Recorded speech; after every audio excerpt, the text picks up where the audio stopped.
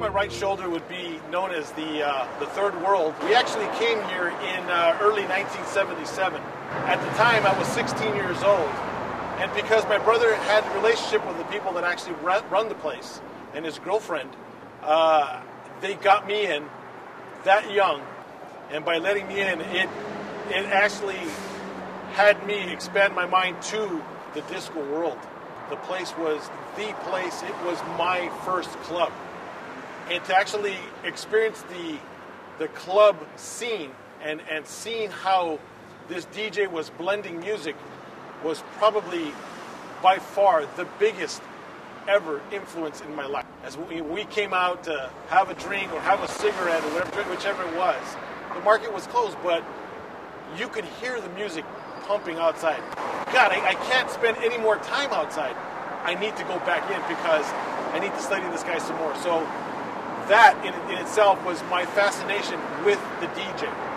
And I said, I got to do this. My brother already had the idea in his head. He talked to me about it, so I learned about it until when my brother started buying all this equipment. Why 2 turntables and why this huge studio mixer?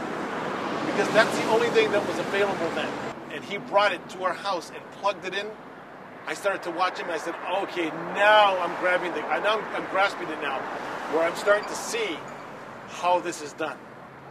My brother couldn't really match beats, but he tried and tried and tried. I said, wait a minute, there's a reason for these little speed control buttons. And why the DJ is slowing the platter down, why he's speeding it up. That is it. It started to make sense. There was nights I didn't go to sleep because I was trying to figure this out. I would question different people that we had gone with. How is he making this music switch from song to song without missing anything, without any interruptions? So it put my mind to work. My eyes were fixed on the DJ and just wondering how he did it. So I watched him and I was in awe just watching him work by pushing this turntable, pushing a record, slowing it down somehow, and actually matching beats.